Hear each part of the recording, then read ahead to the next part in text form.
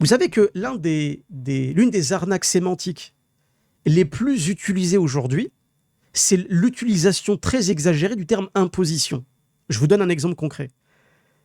Quand vous écoutez des chroniqueurs sur CNews, quand vous écoutez des droitards, des islamophobes, etc., ils vous disent « Oh là là, mais il y en a marre de ces musulmans qui nous imposent leur religion. » Et nous, on est là, on dit « Mais c'est quoi l'imposition de la religion ?» C'est parce que moi, j'en vois pas de...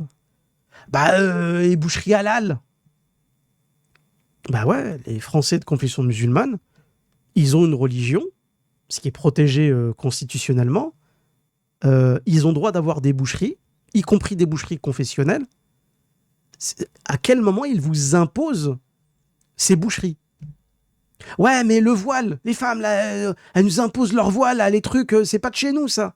À quel moment une femme musulmane impose un voile?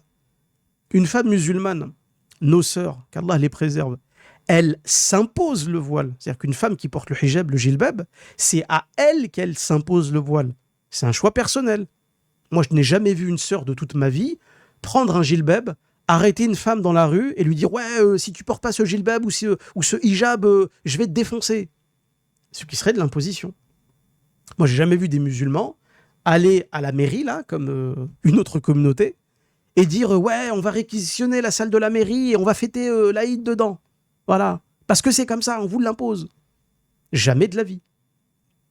En fait, l'imposition, le terme imposition, c'est une manière détournée, et une vraie saloperie d'ailleurs sur le plan rhétorique, c'est une manière de dire je n'aime pas voir la visibilité de l'islam.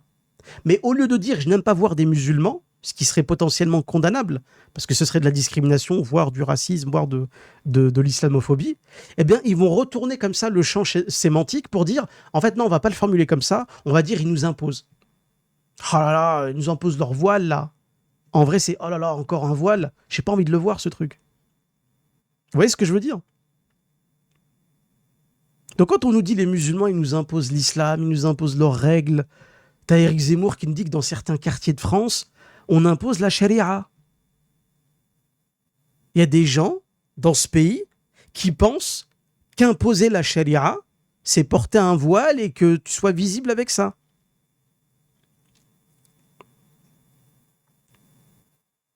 On rappelle, hein, jusqu'à preuve du contraire, la seule communauté religieuse dans ce pays à avoir des tribunaux religieux, c'est toujours la même communauté. C'est pas les musulmans, c'est pas les chrétiens, c'est pas les bouddhistes, c'est pas les... Donc voilà, l'inversement accusatoire aussi avec certains mots, ils nous imposent, ça c'est de l'imposition. Voilà. Là, ils ont imposé Théodore Herzl et ils ont grand remplacé Marianne. Et Zemmour qui passe son temps à la télé à dire les musulmans nous imposent, les musulmans nous imposent. Moi, j'ai jamais vu un musulman faire un truc pareil. Jamais de la vie. Ça, là, ça devrait scandaliser les républicains, laïcs, machin. Mais vraiment, ça devrait les scandaliser, ça. Mais comme c'est une communauté qu'il ne faut pas toucher, qu'il ne faut pas critiquer de peur d'être taxé d'antisémite, eh ben les grands républicains là, qui bombent le torse devant les musulmans, eh ben, ils se font tout petits devant la communauté en question. Donc voilà, n'hésitez pas... Salam alaikum, Joe, j'espère que tu vas bien, frérot.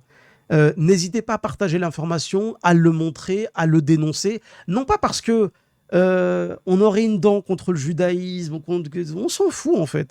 C'est juste que le deux poids, deux mesures, faut le souligner, faut la rappeler. Voilà. Faut dire coucou, on vous voit. On est là et on vous voit.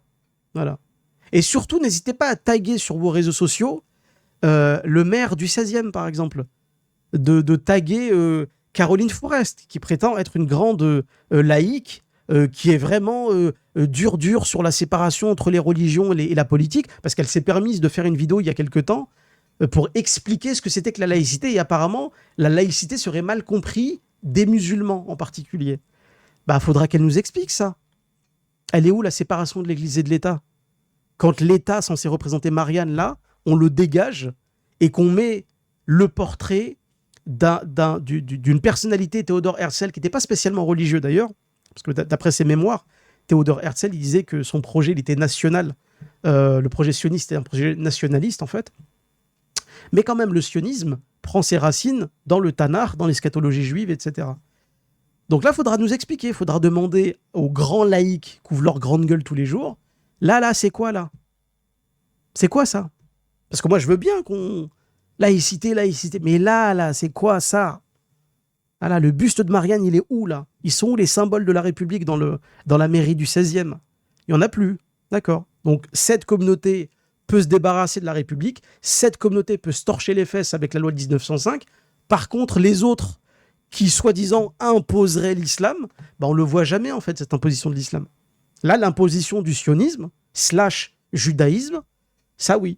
Voilà. Ça, c'est effectif. En plus, ils le postent, ils se photographient, ils le publient, et ils sont visiblement tout contents.